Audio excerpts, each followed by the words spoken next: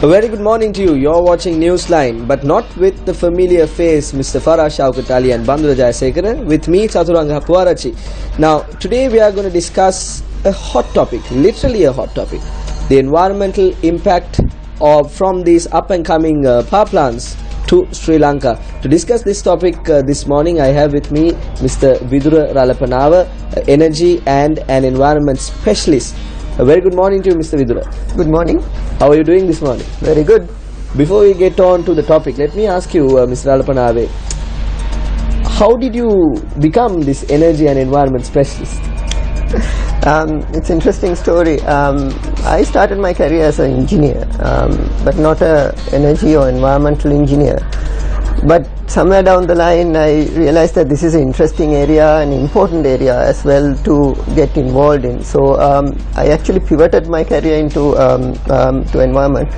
And one of the things I did was spend about 5 years on climate research, and with a specific interest in climate of Sri Lanka and how this global warming and climate change related issues are impacting to Sri Lanka.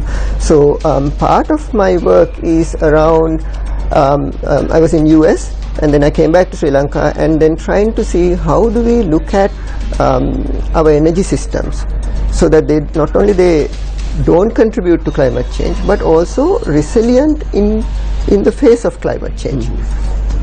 So this is where I started, and then suddenly I saw my career moving in more and more into energy and environment both. But you could have traveled to, as you said you were in the United States, you could have traveled to any country you wanted. Why do you come back to your motherland? This is where my roots are. That is why. So let me get on to the topic then. Now these up and coming power plants that are around the country, do they actually have an impact on our environment? Yeah, I think coal power plants are considered the world's most dirtiest way to generate electricity. We have very specific impacts coming out of coal power plants. First is because of the way the sulfur dioxide and nitrous oxide gases come, they create acid rain. Right, that is number one. Number two is that coal has what is called fly ash. This is the ash that is coming out of burning coal. Part of it is put up into the sky, part of it is coming down, part of it is collected and it's supposed to be disposed of. But the problem with this fly ash is that there's a lot of toxic substance in the fly ash. There's mercury, there's lead, and there's heavy metals. Now we know that mercury and lead are quite toxic, not only to humans but also to the food chain, because when it gets into the water, or for example, if it gets into the water, you have mercury and lead polluted water.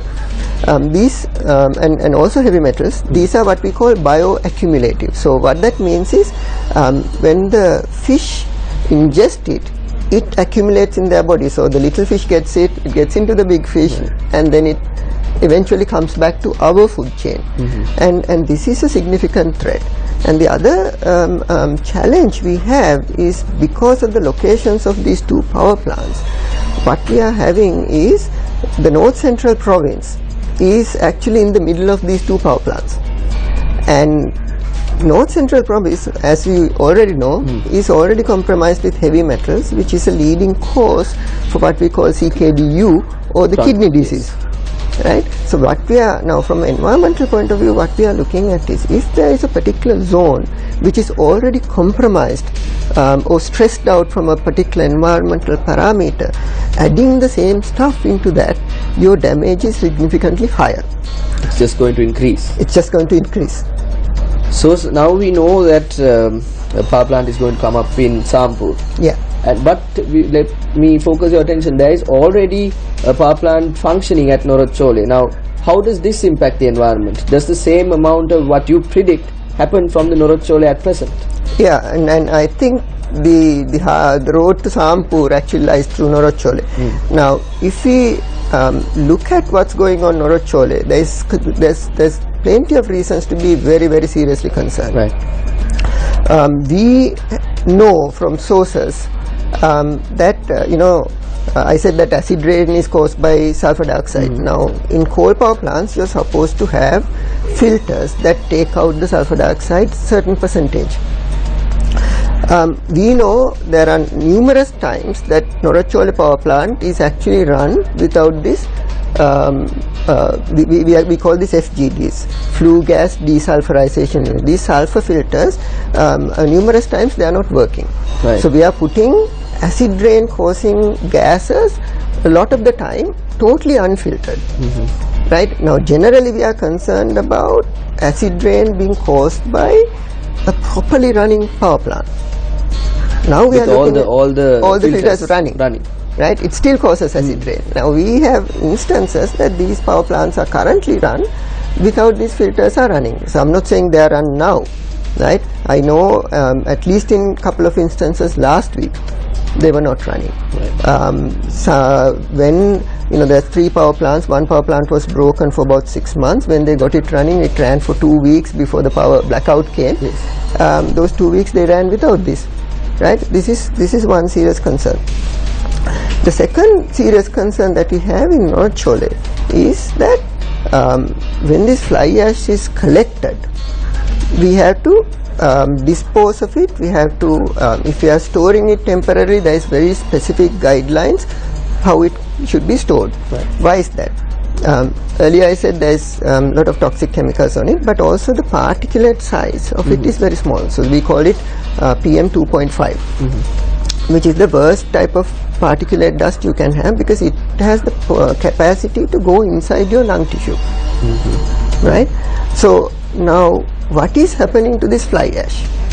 If you read the environmental impact assessment that was given to Norachole, you have to have a pond that does not leak water outside to the ground. So it's a lined pond, and then you have to store this and store it in liquid form, in form of liquid slurry, so that it does not get blown away in the wind.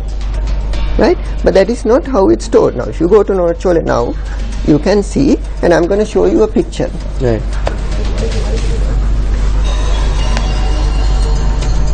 So this is, I don't know if you can see this. This is Norachole, and you can see, these are the 3 wind farms that you can see, and I'm going to zoom into it. Now you can see these fly ash mountains. Sorry, let me get this.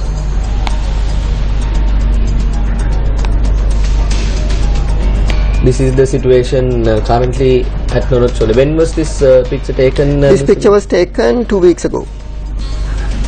I think. So there is a, just next to the these palm trees, you see these mountains of coal ash. That is the ash that was that's coming out of Norachole. Now you're not allowed to store these things like this, because now let's understand where Norachole is. Norachole is in this this tiny landmass that is between the ocean and the lagoon. Lagoon, yes. Right? And this is right next to the sea. So there's always winds blowing from this side to that side. Right? So if it blows from the land side to the ocean, we are polluting our ocean and our fisheries. If it blows from the seaside to the land side, we are polluting the lagoon and our humans as well. That's fisheries, and fisheries has a direct impact. What the community is saying is, during the monsoon months, they actually have so much of this ash going into their houses. Okay, so this is it goes all the way up to Putlam. Right, and this is happening currently. This is happening. So because these days wind is not there. If you go to this location in the month of May or June, May is the worst month. It's all over the place, right? And this is not how we, So there are 2 things. One, but Mr. Alpana, the thing that was mentioned when this was constructed is that this ash will be used for other purposes, like manufacturing cement.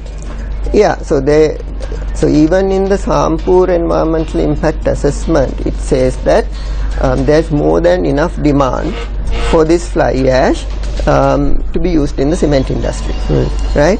So my question is that if we can't get rid of the fly ash that's coming out of Norotchole, what are we going to do with the fly ash that's coming out of Sampur? There is another reason to look at it now. What the cement manufacturers are saying is that we will accept fly ash provided that it meets our specification, right? So we don't know why Holcim Cement is not accepting this fly ash. It could be because it's not meeting the standards, it could be some other reason, we don't know. But the fact that we know is that it's, there's a lot of it is dumped in a way that is very harmful for people around and people in general. Right, so let me now shift to Sampur coal power plant. Now we know that this is happening at Norotchole. Sampur is located in a more important place because the monsoon means affected. There is the situation is located where biodiversity will get affected in terms of environment. So what's going to happen there? So one of the biggest concerns we have about Sampur power plant, as you mentioned, is the location, because it's the northeastern monsoon, which is the monsoon that gives us the highest amount of rainfall as well as for the whole country. This is essentially the mouth of the northeastern monsoon. So the acidity that is generated out of the Sampur coal power plant is directly transmitted into the country in the form of rain. Right. Now I've heard interesting. This is a more drastic situation than what's happening at Norotchole. This is happening. Yeah, this is much more drastic situation at Norotchole because the precipitation immediately, the rain actually brings this acidity directly into the land. Right. Now, I've had some conversations with the CB engineers on this, and there's a kind of interesting document also I've seen that CB has produced, which basically, a lot of people use the example of Black Forest in Germany, which is essentially dead. Right. Due to acid rain. Due to acid rain. Due to acid rain, and this is due to acid rain because of coal power plant. And a lot of time this excuse is used, and I've seen a defense of it saying that Black Forest in Germany died because of the coal power plants in Czech Republic, not German. So there was a kind of insinuation that has come out in CEB. Because of this, the coal power plants we are putting in this country is going to kill trees some other place, not ours. Right? I think this is a very this is very, what is the word to use it, irresponsible argument. But even on scientific form, this does not stand water. The reason is this: in most of Europe, what you have is dry air. Yeah. How sulfur dioxide and nitrous oxide reacts to wet air is very different on how it reacts to dry air.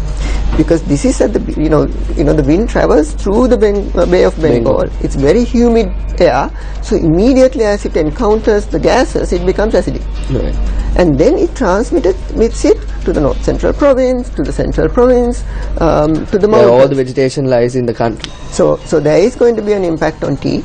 There is going to be an impact on all the cultural monuments we have, because from Sigiriya to Dambulla to Galvihare to even Sri Mahabodhi, because this is a and we have to remember this is a continuous exposure we are going to have 24 hours a day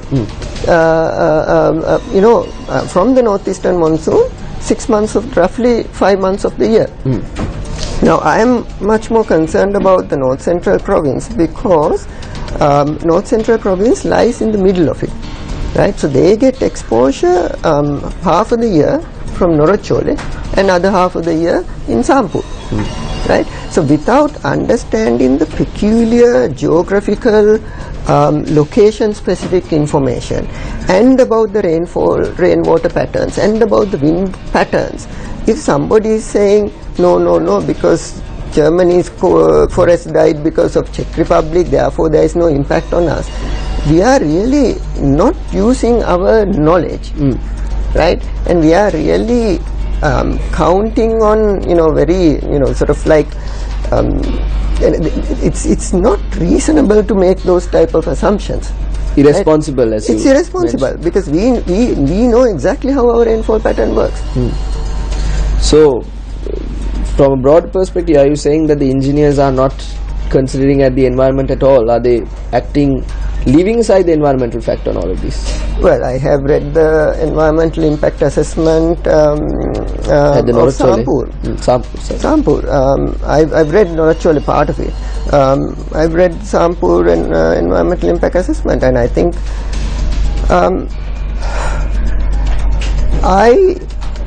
I think fraud is a very strong word, so I'm hesitant to use that word.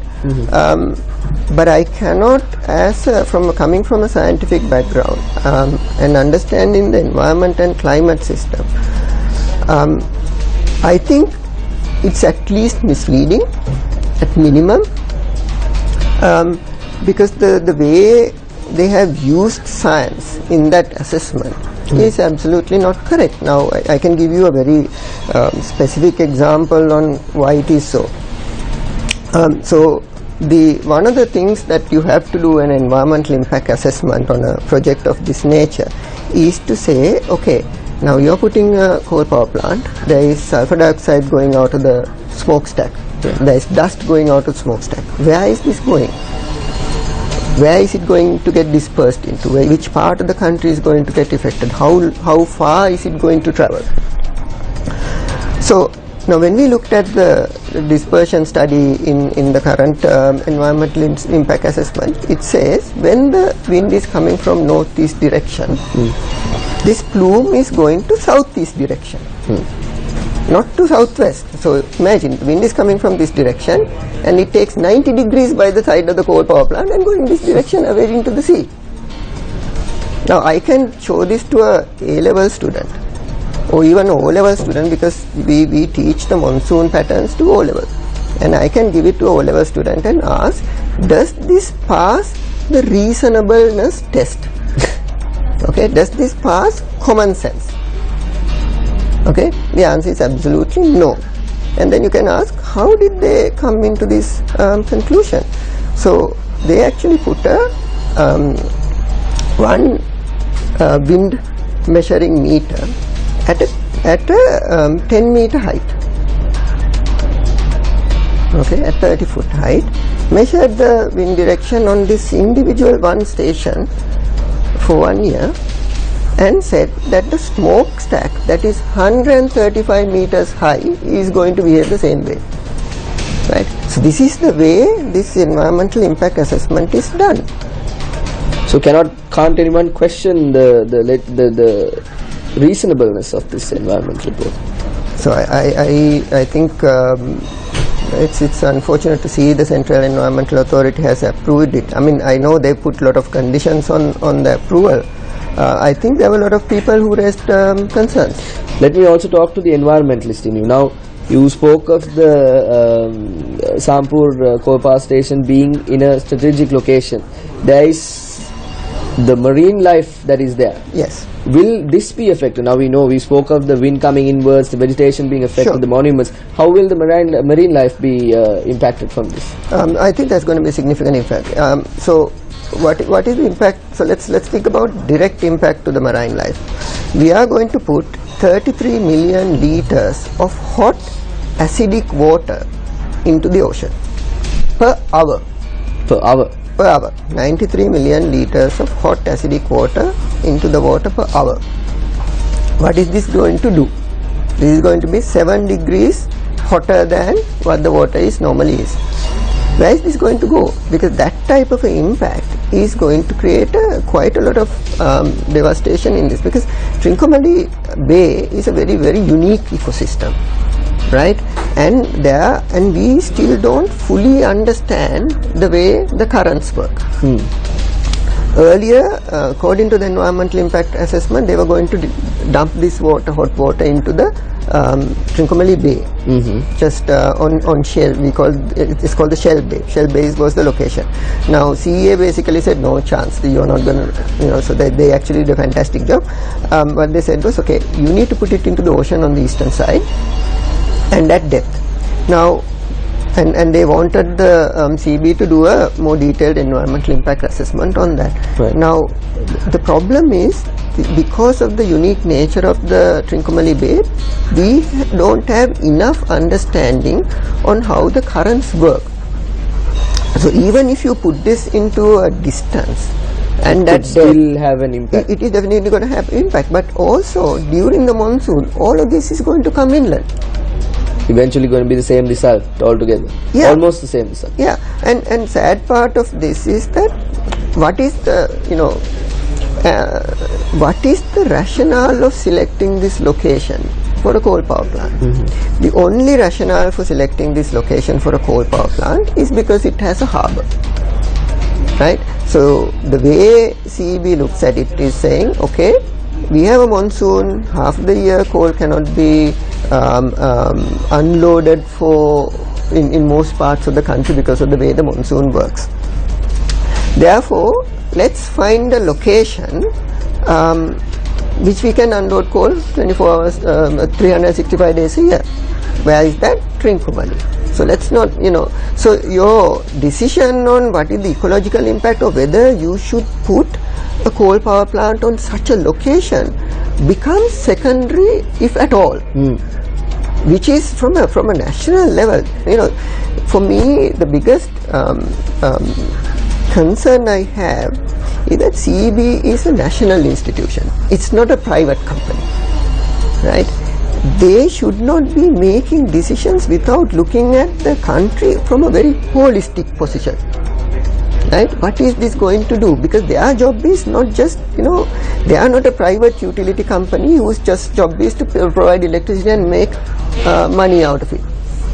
They are sustained on government funds, so they need to think about broader national point of view, not just what is easiest for us to plug and give electricity.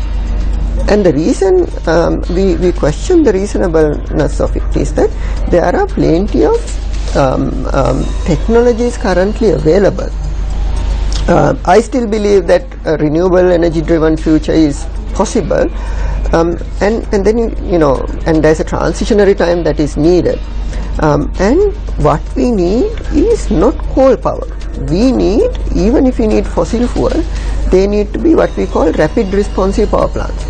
Now, Mr. Alpana, before we move into that, I want to direct a question at you regarding the renewable energy as well. But before we go into that question, I want to ask you from a bird's eye view. Now we know that the El Nino effect, you spoke about the water temperatures increasing because of the Sampur, if the Sampur power plant comes out. Now, I was reading up on some of your articles that you had posted. Maybe you can tell our viewers on how to get access to them as well. But the El Nino effect that is currently affecting the Indian Ocean, is it a result of other major countries' actions when it comes to, let me more fund it down to more accurate terms, is it because of India and their coal power plants? So El Nino effect has been there for millions of years, right? It's a periodic oscillation, increase of temperature in the Pacific Ocean and decrease of it. So there is a cycle, El Nino, La Nina. So it comes around 7 years cycles. Now what has been happening in the last 4 or 5 decades is, with man-made global warming, the impact of El Nino has radically increased. Right now the Indian Ocean temperature is about 1.5 degrees above normal. Right now, what we need to remember is that last time when this happened, which was between 96 to 98, it essentially killed off all of the coral reefs in the southern part of the country. Okay, so as you mentioned, when we decide to put hot water, what we need to look at is when a climate system is under stress, when you're going to have periodic heat waves which increase the ocean. On top of that, when you add 7 degrees water, what is going to happen? Yeah. That all the systems that are under stress is essentially going to die out. But to understand what is the reason, yes, the primary reason of climate change is the carbon emissions by burning fossil fuels, and no two words about it, the developed countries are the main people who are responsible for it. Currently very rapidly caught up by India and China, but India and China has to emit at the current rate for a long time to catch up to what we call historical emissions of the developed countries. Right?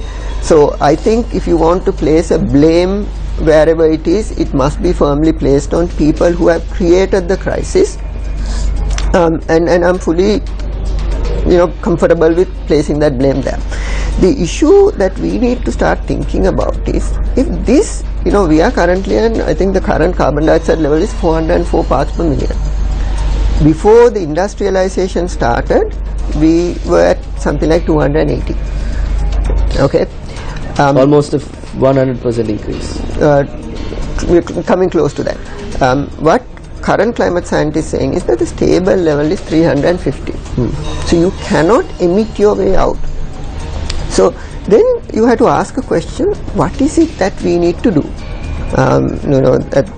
If you remember the last conversation when we had with chairman of CB, he said, India is emitting so much, the world is emitting so much, we are going to emit only and we this are not much. going to affect. I don't buy into that argument. I think, why not? I think we need to stop coal coming in every part of the world, not just in Sri Lanka.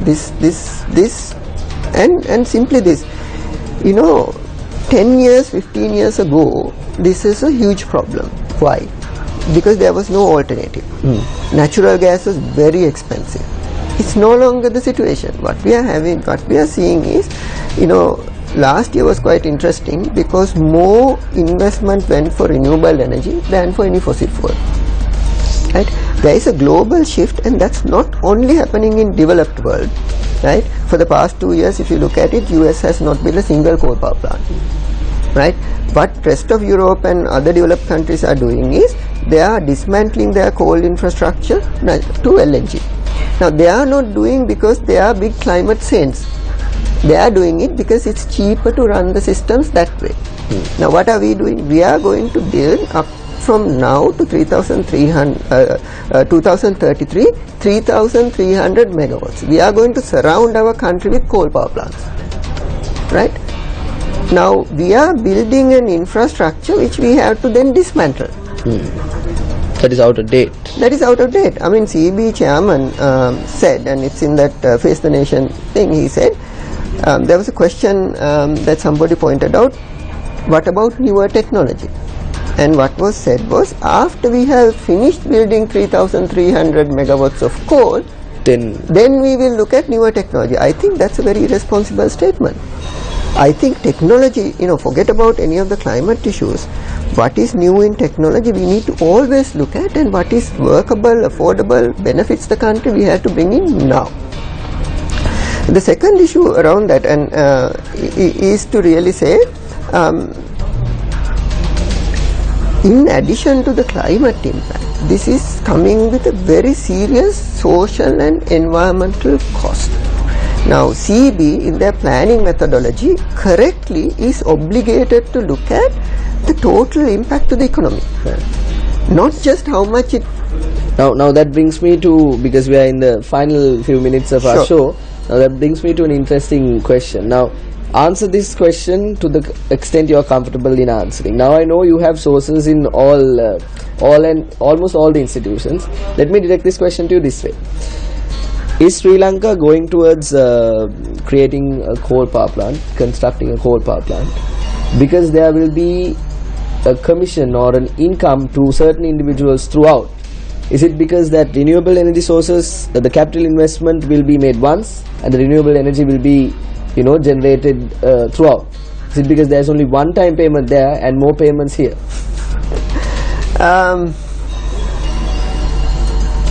Let me answer this slightly differently. I've spoken to a lot of people in the Ceylon Electricity Board. I have a worry that they believe coal is the only answer. It's like a God-given answer to them, right? I've seen quite a lot of resistance in exploring other options, and I don't know why it is so. Maybe there's some financial interest, but it is very surprising how deep this permeates, right? And I include in this the academy, who is actually also creating this electrical engineer. So this is a very serious statement for me to make, because I also come from Morato University, right? So I'm really talking about some of the people there as well. But that level of insularity I have not seen in any organization, right? It borderlines a cult, because when everybody believes the same thing, irrespective of the fact that there's plenty of evidence that the rest of the world in power systems is moving away from this direction. So I can't comment on what their specific motivations is, but this is what's going on.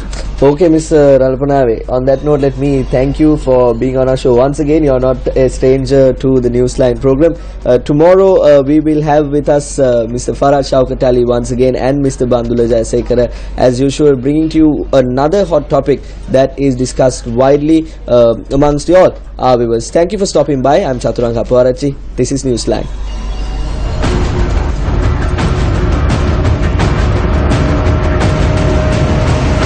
Newsfirst Newsline with Faraz Shaukatali.